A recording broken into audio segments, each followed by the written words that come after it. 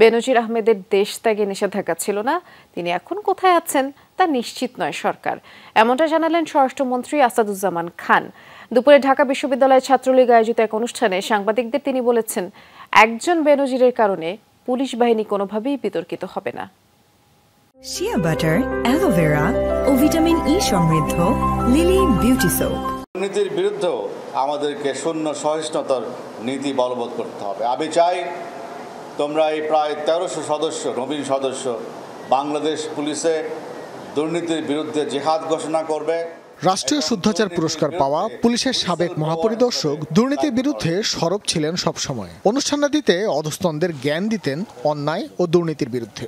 চাঁদাবাজির বিরুদ্ধে, উন্নয়ন বিরোধী ষড়যন্ত্রের বিরুদ্ধে একটাই আমাদের কাজ, সেটা হলো বিজয়ী হওয়া। এই প্রভাবশালী পুলিশ কর্মকর্তার দুর্নীতি নিয়েই এখন সরব বাংলাদেশ। বলা হচ্ছে, ক্ষমতায় থেকে সম্পদের পাহাড় গড়েছেন তিনি। নথি অনুযায়ী বেনজির আহমেদ 83টি দলিলে 114 একর জমি কিনেন। পুলিশের সর্বোচ্চ পদে থাকার সময় 2 বছরে 50টি দলিলে জমি কিনেন প্রায় 64 একর।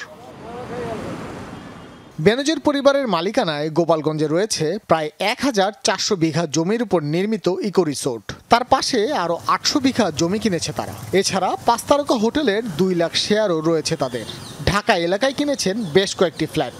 একদিনেই 4টি আলিশান ফ্ল্যাট কিনেন গুলশানে। এত অভিযোগ সম্পর্কে বেনজিরের ব্যাখ্যা জানতে আগামী বুধবার তাকে তলব করেছে দুদক। যদি কেউ প্রমাণ করতে পারেন তাহলে আমার এবং আমার পরিবার হাসি মুখে সেই ব্যক্তিকে আমরা সে সম্পত্তি বিনা পয়সা লিখে দেব। পদে থেকে দুর্নীতির বিরুদ্ধে নানা কথা বললেও সম্পত্তি ক্রোকের নির্দেশ আসার আগেই সিঙ্গাপুর চলে যান বেনজির। তারপর থেকে যোগাযোগ নেই কারো সাথে। দুপুরে সাবেক পুলিশ মহাপরিদর্শকের বিষয়ে ঢাকা বিশ্ববিদ্যালয়ে এক অনুষ্ঠানে কথা বলেন স্বরাষ্ট্রমন্ত্রী। জানান, সাবেক পুলিশ মহাপরিদর্শকের অবৈধ সম্পদের বিষয়ে তদন্ত চালাচ্ছে সরকার। সে কি দোষ করেছে কি না দোষ করেছে সেগুলো আমাদের কাছে এখনো কোনো তথ্য নেই। আমরা এগুলি তদন্ত করছেন, তদন্তের পরে এগুলি জানা যাবে তিনি দোষী না নির্দোষী, না কিংবা কত পরিমাণ অর্থ বানিয়েছেন, কর ফাঁকি দিয়েছেন। বেনজির আহমেদ বর্তমানে কোথায় অবস্থান করছেন সে বিষয়ে সরকারের কাছে কোনো তথ্য নেই বলেও জানান তিনি। তাকে তো এখনো আমরা নিষেধাজ্ঞা দিইনি, সেই নিষেধাজ্ঞার আগে চলে যেয়ে থাকে। আমি এখনো কিন্তু সঠিক জানি না সে আছে কিনা চলে গিয়েছে। আমাকে জেনে কথা বলতে হবে। আপনারা যে প্রশ্নটা করছেন আমাকে জেনে কথা বলতে হবে।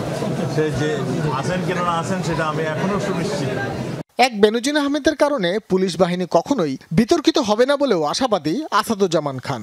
যদি ব্যক্তি কোনো কিছু করে থাকে তার দায় প্রতিষ্ঠান নেয়। ভাস্কর ভাদুরী, যমুনা নিউজ, ঢাকা।